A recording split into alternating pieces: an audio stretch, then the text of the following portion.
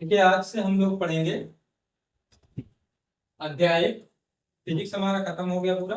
अब अध्याय एक से विज्ञान पढ़ेंगे, यानी केमिस्ट्री का भाग पढ़ेंगे। तो हमारा अध्याय एक है रासायनिक अभिक्रियाएं एवं समीकरण। ठीक है, रासायनिक अभिक्रियाएं एवं समीकरण। तो रासायनिक अभिक्रियाएं क्या है?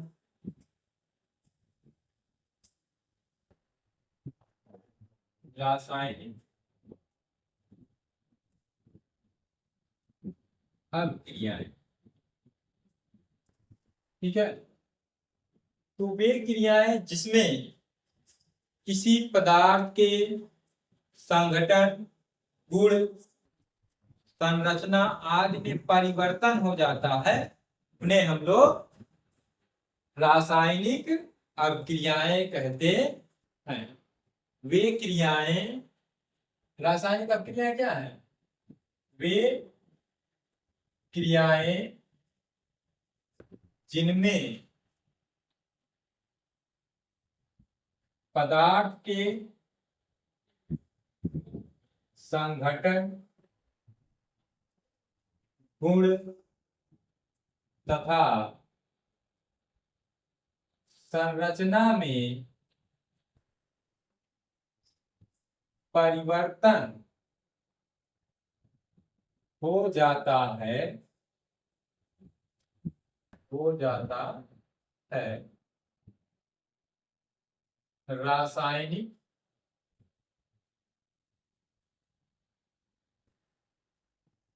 अभिक्रियाएं कहलाती हैं। ठीक है, तो रासायनिक अभिक्रिया क्या है? वे क्रियाएं जिनमें पदार्थ के संघटन, गुण तथा संरचना में परिवर्तन हो जाता, मतलब वो बदल जाता है, तो वह क्या हो गया? हमारा रासायनिक अभिक्रिया हो गई। ठीक है, मतलब रासायनिक अभिक्रिया में रासायनिक परिवर्तन हो जाता है। ठीक, अब जैसे हम लोग एग्जाम्पल ले लेते हैं। एग्जाम्पल जैसे zinc oxide, zinc oxide sulphuric अम्ल से क्रिया करके जिंक सल्फेट तथा जल। ठीक है, जिंक ऑक्साइड सल्फ्यूरिक अम्ल से क्रिया करके जिंक सल्फेट तथा जल बनाता है। ये एग्जाम्पल हो गया।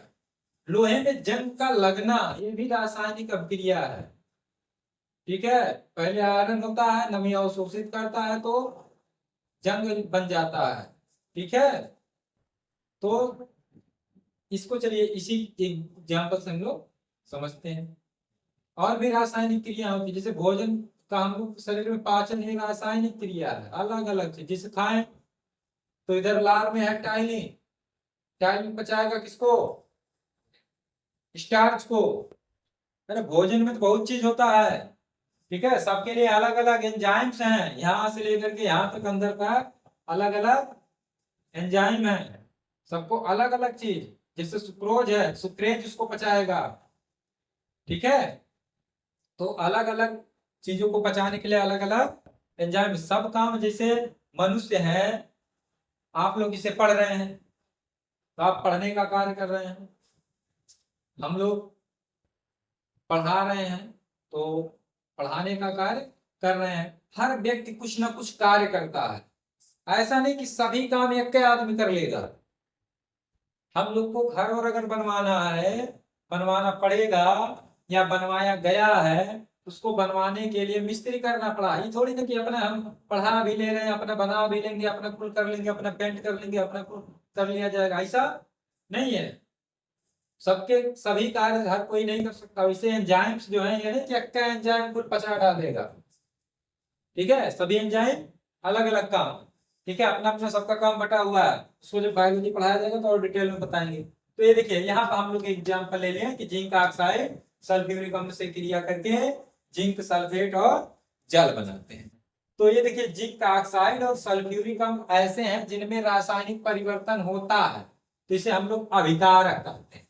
क्या करते हैं? अभिकारक। जिनके संरचना में परिवर्तन होता है, जिनके गुण संगठन संरचना में परिवर्तन होता है, उन पदार्थों को हम लोग अभिकारक कहते हैं। मतलब इसमें जिंक ऑक्साइड और सल्फ्यूरिक अम्ल अभिकारक है, और जो नया बनता है वो क्या हो जाएगा? जैसे जिंक सल्फेट और जल, वो क्या प्रोडक्ट है, उत्पाद है। ठीक है, उसी तरीके से चीज बनता है उसे हम लोग क्या कहते हैं? उत्पाद कहते हैं। ठीक है, ऐसे ही जनन में भी होता है। ठीक है, नर युग्मक और मादा युग्मक जब मिलते हैं, यानी नर युग्मक मानव में शुक्राणु और मादा युग्मक यानी अंडाणु, ये दोनों मिलते हैं तो प्रोडक्ट भ्रूण बनता है, जो विकसित होकर के संतान नया जीव बन जाता है। ठीक है, अब ये आपका हो गया। अब इसमें अभिकारक ये हो गया। अब इसी को हम लोग अगर अभिक्रिया, तो इसी को शब्द समीकरण, अगर इसको हम लोग शॉर्ट रूप में लिख दें तो उसे हम लोग क्या कहते हैं? शब्द समीकरण। शब्द समीकरण का एग्जाम्पल क्या होगा? कैसे? इसी ऊपर वाले को समझ लेते हैं शॉर्ट में। जैसे हम लोग लिख दिए जिंक ऑक्साइड प्लस सल्फ्यूरिक अम्ल, ये मिल करके बना रहे हैं जिंक सल्फेट प्लस जल। तो इसी चीज को हम लोग थोड़ा शॉर्ट में लिख दिए। ठीक है, तो इसे क्या कह देंगे हम लोग? शब्द समीकरण। अब ये जो शब्द समीकरण है, इसे हम लोग रासायनिक समीकरण में कैसे बदलेंगे? रासायनिक समीकरण, तो अभिकारक और उत्पाद का नाम लिखने की जगह पे उसके सूत्रों का प्रयोग कर लिया जाए। ठीक है, तो क्या बन जाएगा? रासायनिक समीकरण। कैसे बन जाएगा? देखिए जिंक ऑक्साइड है, जिंक ऑक्साइड का सूत्र हो गया ZnO, सल्फ्यूरिक अम्ल का हो गया H2SO4, is gives zinc sulphate यानी ZnSO4 प्लस जल यानी H2O। तो इधर वाले को हम लोग क्या कहते हैं? अभिकारक। क्या कहते हैं? जिंक ऑक्साइड और ये सल्फ्यूरिक अम्ल क्या है? अभिकारक है। और ये क्या है? ये दोनों उत्पाद हैं। और तीर का ये जो दिशा है ना, जिस तरफ नोक है, अभिक्रिया की दिशा दिखाता है, मतलब इधर से इधर की ओर हो रहा है, मतलब ये अभिकारक हो गया। तीर के पूछ की तरफ जो है वो अभिकारक, जो नोक की तरफ है वो उत्पाद हो गया। अब ये रासायनिक समीकरण हो गया। अब ये रासायनिक समीकरण संतुलन के आधार पर दो टाइप की होती है। एक होती है असंतुलित, असंतुलित या कंकाली, असंतुलित या कंकाली रासायनिक समीकरण। ठीक है, असंतुलित या कंकाली रासायनिक समीकरण, ये क्या होता है आपका? असंतुलित या कंकाली रासायनिक, हमने चिपक रहा ना, असंतुलित या कंकाली रासायनिक समीकरण क्या होता है? वह है रासायनिक समीकरण जिसमें तीर के निशान के दोनों, तीर के निशान के दोनों ओर जो परमाणुओं की संख्या रहे, जो पदार्थ है तत्व है, उनके परमाणु की संख्या समान ना रहे, मतलब बराबर ना रहे, अलग अलग रहे, उसे हम लोग क्या कहते हैं? असंतुलित या मतलब कि गड़बड़ रहे, संख्या एकदम समान ना रहे। जैसे हम लोग लिख लिए Mg plus O2 is gives MgO, मतलब मैग्नीशियम और ऑक्सीजन क्रिया किए, मैग्नीशियम ऑक्साइड बना दिए। MgO मैग्नीशियम ऑक्साइड है, तो ये क्या हो गया? असंतुलित है। क्यों असंतुलित है? कंकाली है। ठीक है, इधर ऑक्सीजन कितना है, इधर कितना है, इधर ऑक्सीजन के एक परमाणु है, इधर 2 परमाणु है। ठीक है, तो ये क्या हो गया, असंतुलित हो गया। मतलब जिसमें तीर के निशान के दोनों ओर क्या हो, प्रत्येक तत्व के परमाणु की संख्या समान ना हो, मतलब अलग अलग हो, तो क्या कहलाएगा, कंकाली या असंतुलित। और जब कंकाली रहेगा तो हल्ला मचबे करेगा। ठीक है, घर में थोड़ा सा उपद्रव करो तो घर वाले क्या कहते हैं, कंकाली डेरा बना लिए हो। ठीक है, मतलब वो संतुलित नहीं है, क्योंकि शोर शराबा तभी होता है जब कुछ डिसबैलेंस आ जाते हैं। ठीक है, जैसे 4 बच्चे बैठे हुए हैं, उसमें कोई डिस्टर्ब एलिमेंट आ गया, आके किसी कलम पहुंच दिया, कुछ कर दिया, तो शोर होबे करेगा, हल्ला होबे करेगा, मतलब वो बैलेंस नहीं है। ठीक है, तो ऐसे ये भी है। अब आता है इसका सही वाला भाई, संतुलित रासायनिक